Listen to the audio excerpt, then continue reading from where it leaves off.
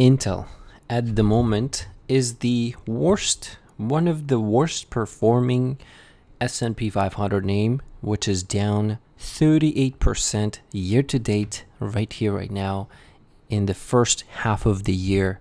So here's what I'm watching for this name.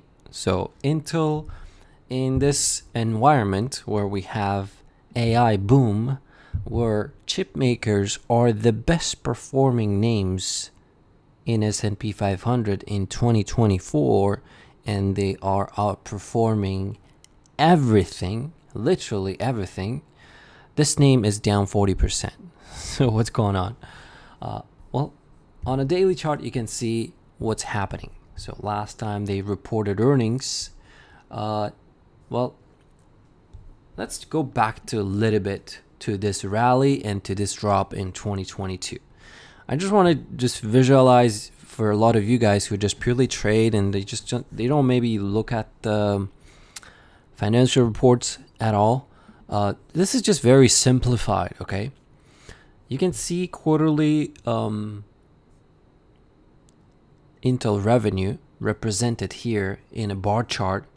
So 2022, we'll start from here, or 2020, 2021, 2023, yeah, there's some sort of an uptrend, and it hasn't been declining. They were reporting decent revenue, and then all of a sudden the revenue starts dumping, okay? And then comes 2023 January, I think, or yep, we'll see a little bit of consistent quarterly earnings beat and uptrend. And then last quarter, well, surprise, down. So what's going to happen now right here? Are they going to report lower earnings? We will see. They guided basically in line. That's why it didn't get beaten down a lot more than it is. But my point is, look at the chart of Intel. A lot of people thinking that, okay, I'm going to buy it right here. Well, here's what's going on with, any stock, like in general, whatever you trade out there in S&P 500 or especially S&P 500 names, they have a character. They have a way of trading, okay? In Intel's case, so let's say in 2023, you were the one saying that, okay, right at these levels, at $30, that, okay, this is it. This is the bottom. I'm getting in. Year starts, you get in, flushes down, maybe you get shaken out, comes right back up, and it starts to decline. Maybe you shake it out, and then it tries to push higher.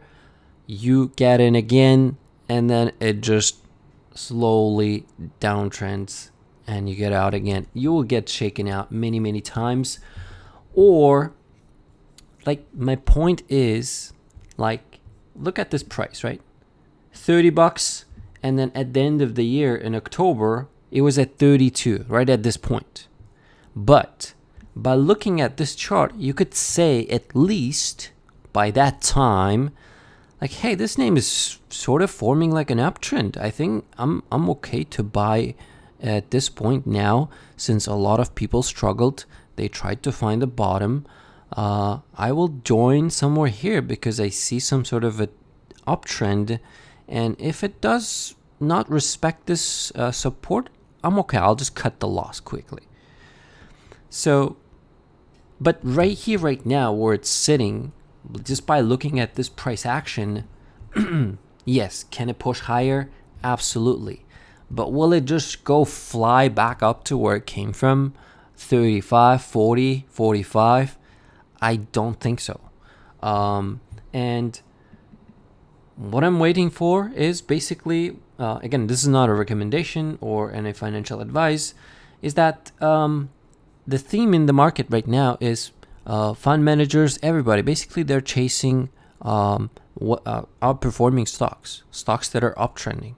Nobody's buying downtrending stocks. Nobody's doing like value shop.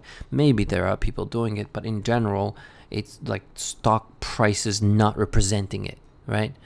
You could go take a look at what, like, I'll give you maybe Target example, and let's take a look at Costco and just what we have out there. Walmart, like 3 names that are like in totally two different worlds, right? Look at the Walmart and Costco, and look at the Target. What's going on? So my point is, it has to prove fundamentally that they're not, well, they're out of the woods, and they're capitalizing on this recent theme, and they will be guiding higher in order for this name to push higher. My resistance right here, right now, is this gap fill.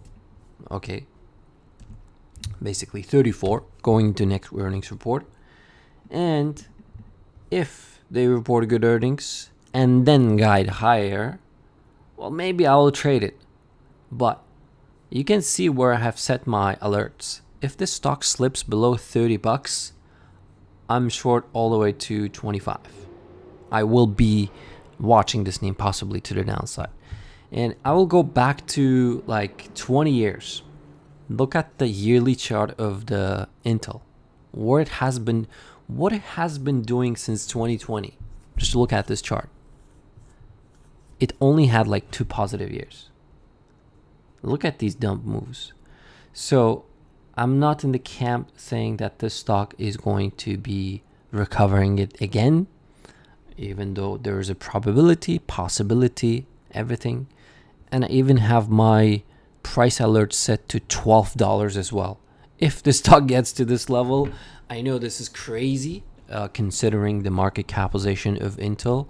What is it right now? $136 billion.